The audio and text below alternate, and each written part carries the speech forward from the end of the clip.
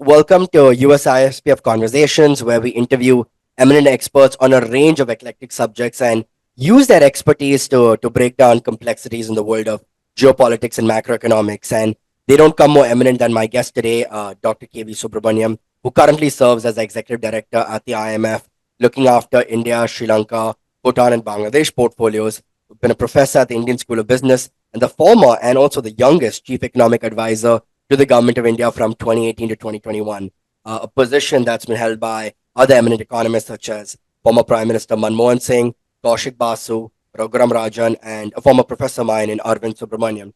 Dr. KV Subramanian has contributed to the economy during the COVID crisis, earned accolades and praises from the Prime Minister himself in Sri Narendra Modi, who said his academic brilliance, unique perspectives on economic and policy matters, and reformatory zeal.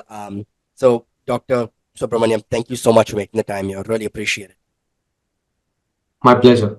Professor Subramaniam, you took over your role as CA in 2018, just before 2019, before India went to the polls back then. India is going to the polls again in 2024. In fact, 2024 has been dubbed the year the world votes, with several countries voting, several countries to vote. India and the United States, two of the largest democracies, are going to elections this year. And the world's eyes are on India as one of the fastest growing major economies, fifth largest economy, most populous nations. From a macroeconomic perspective, post June, when the new government forms, what do the economic tea leaves look like for you from the rest of 2024 and going ahead? So I think India has done really well over the last few years. If you would recall, during the time of the pandemic as well, I had mentioned that India will recover very well from the pandemic, and that has indeed been the case with 7% plus growth consistently, post the pandemic. This year, the first, 2 quarters, in fact, the first 3 quarters have had 8% plus growth.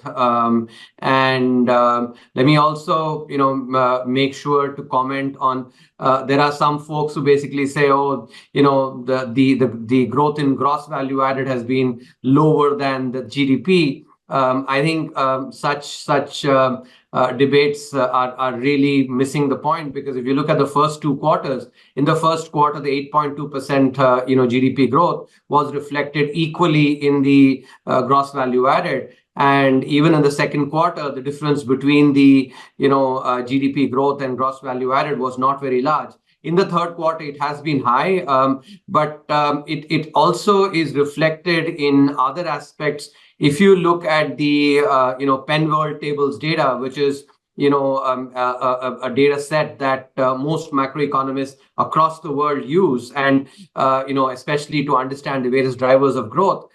India, post 2014, the productivity growth in India has been at 2.7% per annum, which, when you compare with the period before 2014, the productivity growth was only 1.3%. In other words, because of the several reforms that have been launched, productivity growth has been more than double. And do remember, as I said, this is, critics cannot dismiss this as just data by the government. This is international data put up by the Penworld tables. At the same time, if you also look at the investment rate, the post-COVID, the government has been investing significantly, has done a lot of capital expenditure, and it is a combination of the higher productivity together with the investment that is really driving growth. So the Indian economy, enters this election, with very good growth. But at the same time, this growth has been tremendously inclusive as well. The recent data that came up on the per capita consumption expenditures showed that there's been a dramatic decline in poverty from about 12.2% in 2011-12 to 2% in 2022-23. Also, if you look at inequality as well, and this is also spectacular, that both urban and rural inequality have declined. Urban Gini has declined from 36.7 to 31.9, and the rural Gini has declined from 28.7 to 27.0. I must mention that, again, as seems to be the case when there is good news on the economy, some critics want to actually, dismiss it by pointing out non-existential, flaws in it. And here my predecessor, Dr. Sujit Bhalla, has explained very clearly that the consumption surveys are indeed quite comparable. If anything, the current consumption survey is far more precise. So, even while taking into account some of the criticisms that seem to be par for the course whenever good news comes in the Indian economy, I think, the three things that stand out is that very high growth during a time of tremendous uncertainty about global growth, significant decline in poverty over the last 10 years because of the very sharp, well-targeted, welfare policies that have been implemented by the government, which has also resulted in tremendous declines in inequality, both in urban and rural areas. So India enters these elections, unlike the case in other economies, with both macro and micro aspects of the economy looking very, very good. Dr. Subramanian, you've touched on a lot about India's inclusive growth, and I want to use that to segue into the next couple of questions. I mean, because you forecasted a 7 to 8% growth rate for India, and we hear about the government's vision of a $5 trillion economy, and you've written the strategic blueprint for India to become a $5 trillion economy, and India is somewhere closer to 4 right now.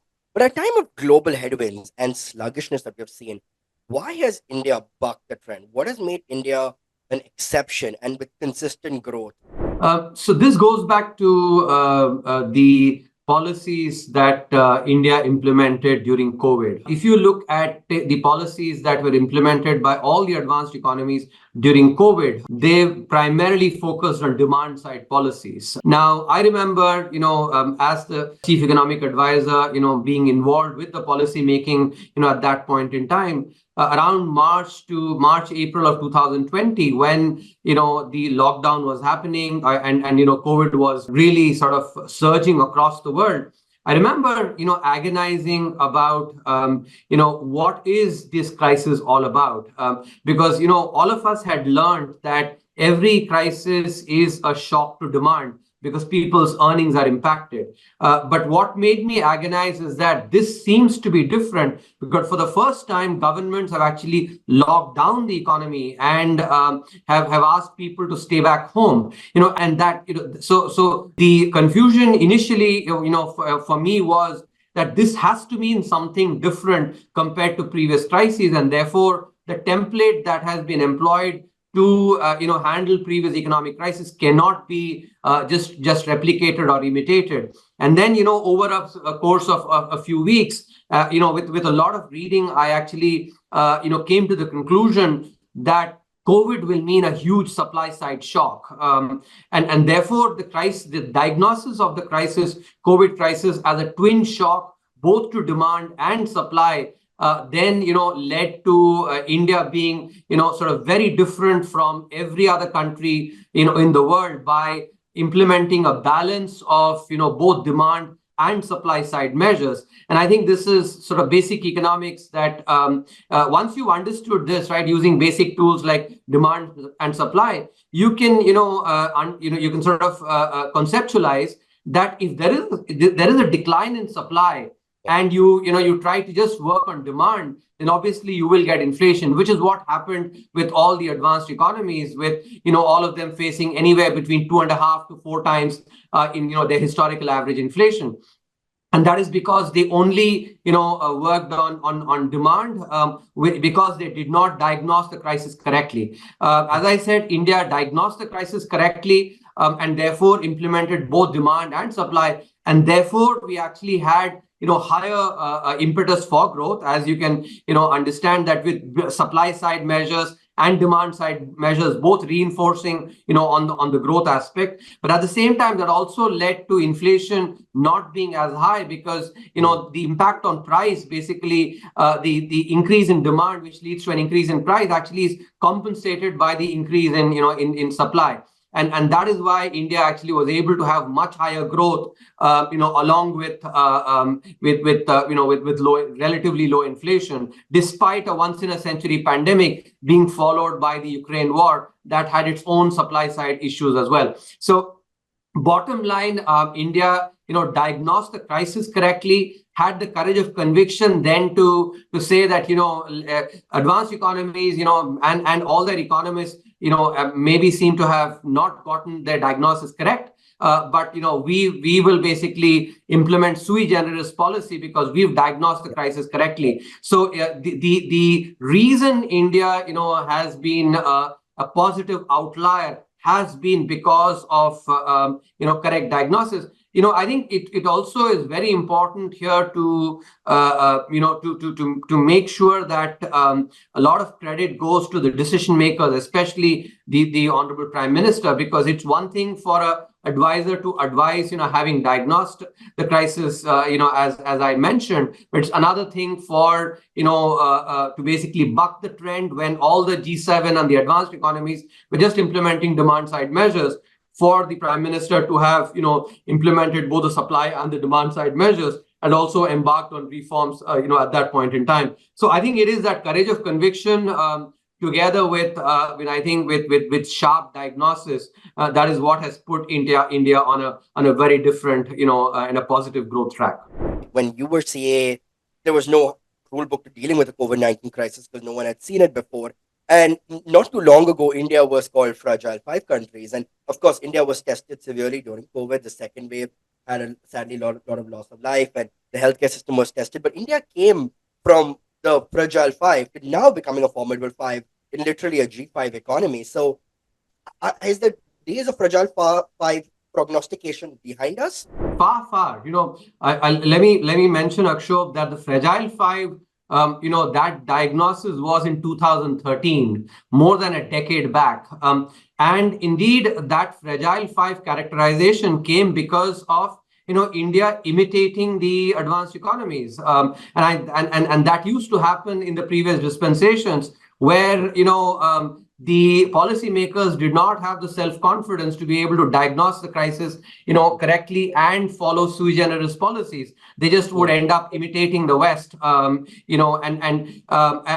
instance, post the global financial crisis, what India did was, in percentage of GDP terms, India implemented almost the same amount of stimulus. Now, it is important to understand that in emerging economies like ours, supply side frictions, and frictions are basically, these are sort of a catch-all phrase that economists use for things that sort of obstruct on the let's say on the demand or the supply side, much like frictions in physics, right?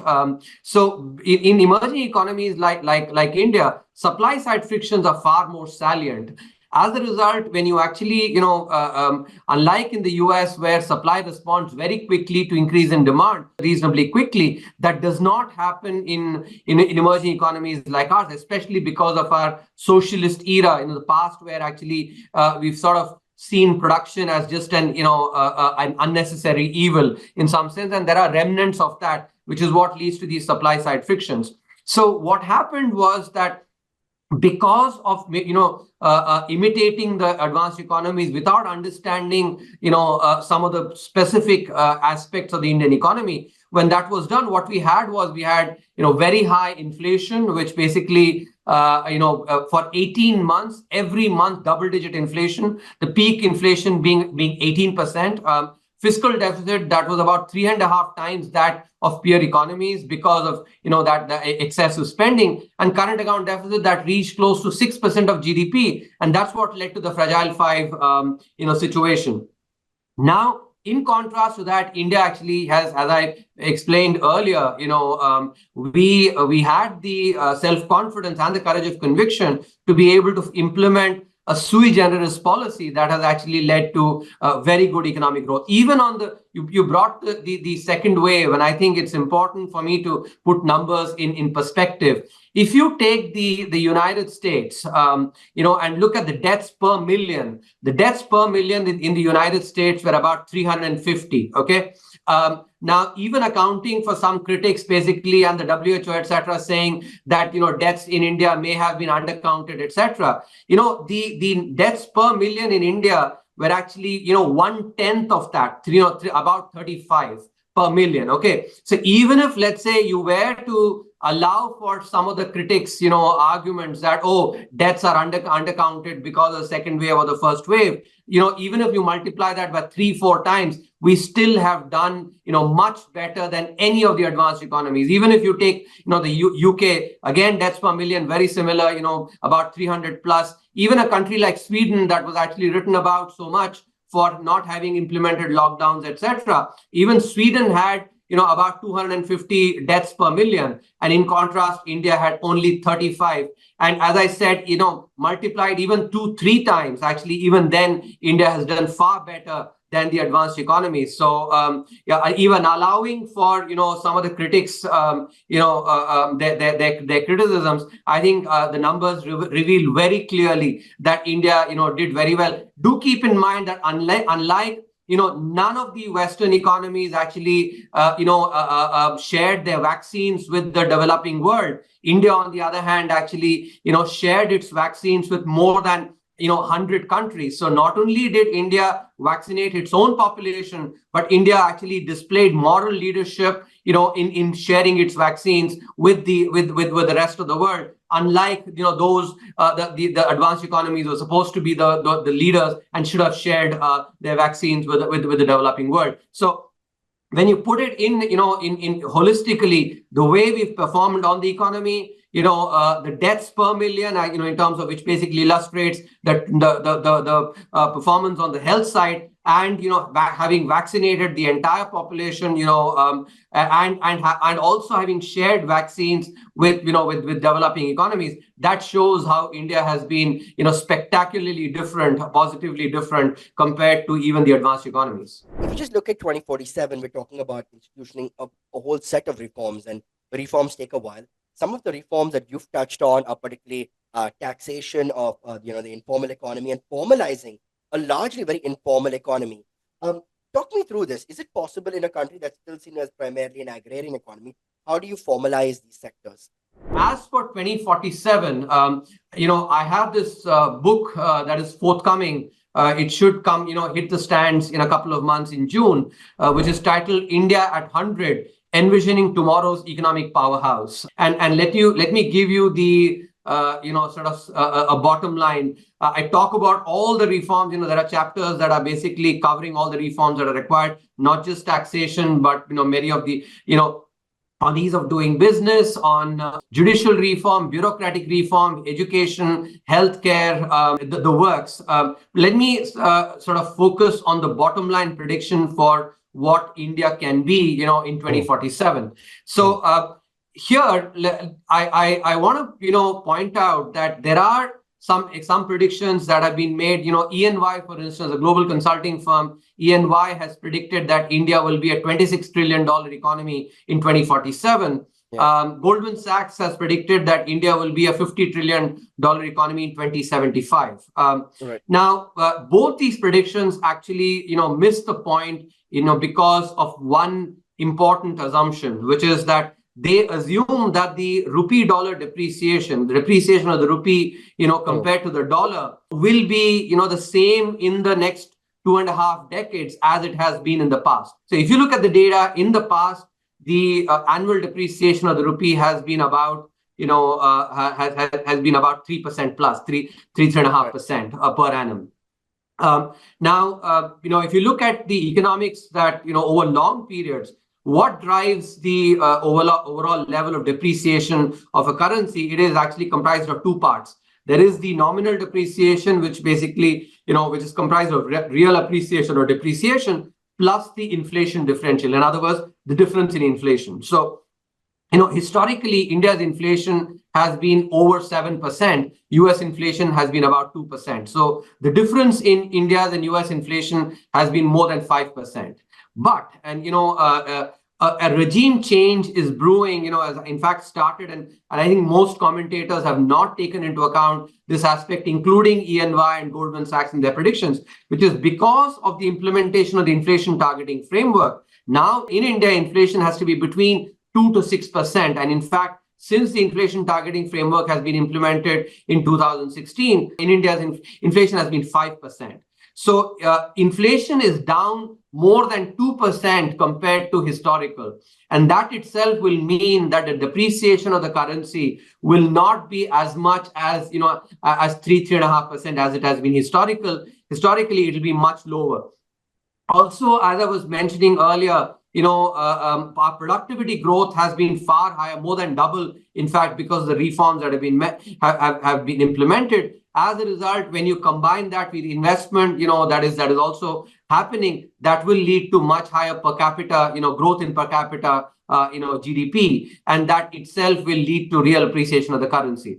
So now, let me give you the bottom line in terms of. So my prediction is, if India can grow at 8% per annum in real terms, and that is of course ambitious, but it is achievable. And I'll explain that later why I think it is achievable, and yet it is ambitious as well. So if India can grow at 8%, then India can be a $55 trillion economy in 2047. Now, that will seem audacious, the prediction. So let me explain to you how this comes about.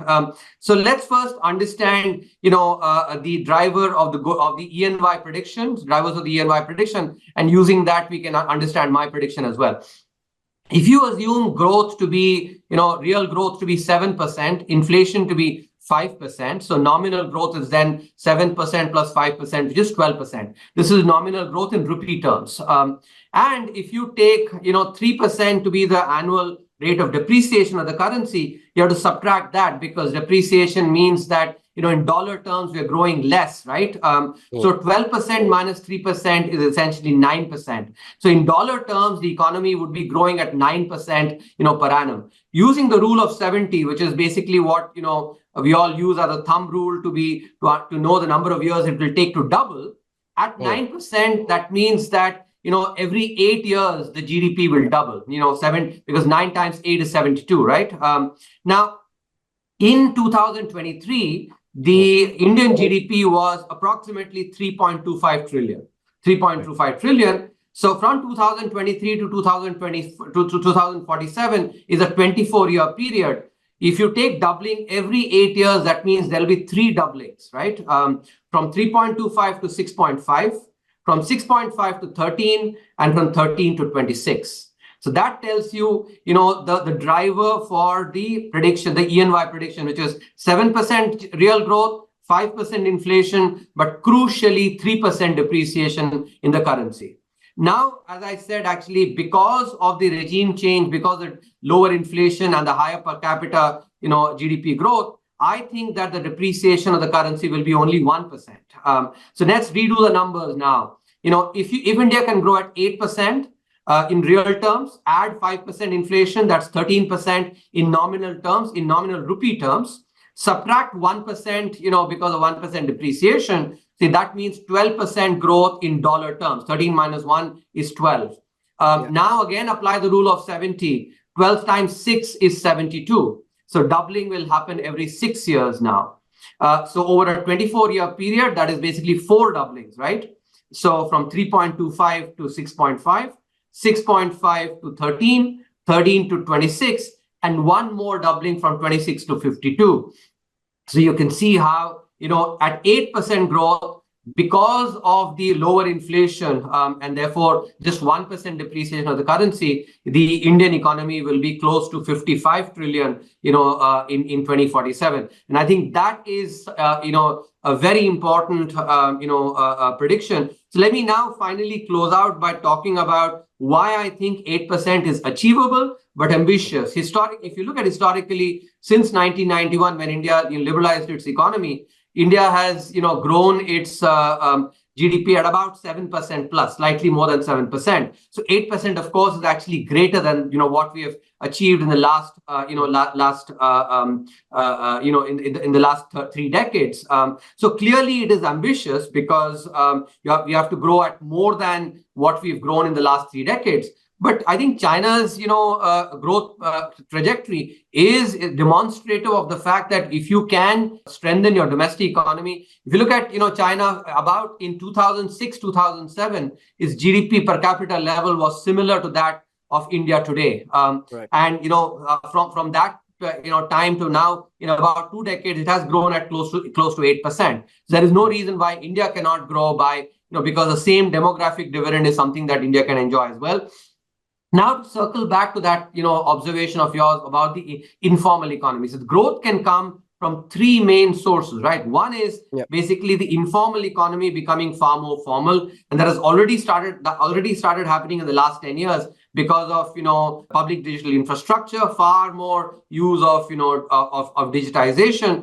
Economy is becoming far more formalized. So the first driver would be actually a lot of activity in the informal sector coming into the formal sector, which will enhance productivity, because firms in the formal sector are on average much more productive than those in the informal sector. So that's the first driver. Second driver is firms in the formal sector itself catching up with the productivity of the firms in the advanced economies. Our Indian formal sector firms still are not at the cutting edge, as compared to some of the advanced economy firms. So that's the second driver of productivity. And third, which is when informal sector activity becomes formalized, that itself basically gets counted into GDP calculations, because informal sector activity does not get captured into GDP calculations, while formal sector activity does get captured. So these three will together actually can ensure with good amount of reforms to deliver 8% per growth. And as I said, bottom line, if India can grow at 8% from now on till 2047, India can be a $55 trillion economy that rivals the size of any of the large economies that would be there at that time, be it maybe the United States or China. India will be shoulders to shoulder with any of these economies at that time. Ease of doing business. Obviously, that got codified as a World Bank term. And when Prime Minister Modi took office in 2014, he spoke about improving India's ease of doing business framework. And we've seen India excel in this metric. It's been a decade since Prime Minister Modi's been in office, and plenty of reforms have come in. As much as you're sanguine about the Indian economy, where at all would you point to lacunas? Would that be in infrastructure spending, healthcare, manufacturing? As we touched upon, India went from agrarian to services, perhaps not investing as much in manufacturing the way China did.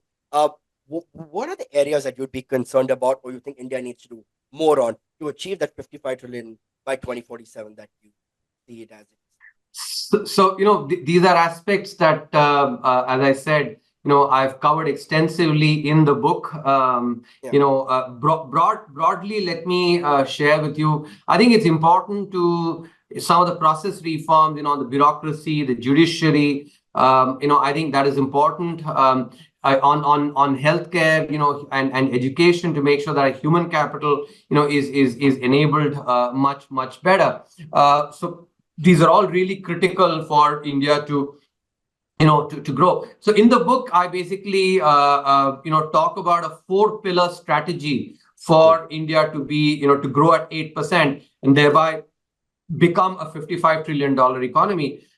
First, it is the first pillar is a exclusive focus at the macroeconomic level on growth and growth alone. So macro policies have to basically be focused on only one objective, which is growth and growth alone. The second pillar is growth that is both socially and economically inclusive at the microeconomic level. So that's the second pillar. And there are various aspects, including climate change, including jobs, high quality jobs, and their manufacturing matters a lot, because manufacturing can create those kind of high quality jobs. The third pillar is thinking about wealth creation, and especially ethical wealth creation, as basically the objective to further among our industrialists. And the final pillar is a virtuous cycle triggered by investment. So these are the 4 pillars that India needs to actually focus on to be growing at 8% and thereby become a $55 trillion economy by 2047. Dr. Subramanian, you've been very generous with your time, and I'll get to the final question. Obviously, you're at USISPF. We speak about US-India commercial relations, given US-India trade, which in 1991 was very negligible, to now over 200 billion. Minister Goyal has spoken about it becoming a 500 billion, and at some point $1 trillion in trade, and digital trade is on the up. There's so much happening in critical emerging technology, clean energy investment, healthcare, work with the Quad and the I2U2. Where do you see US-India commercial relations, given that you've got your finger on the pulse on the macroeconomic landscape of it?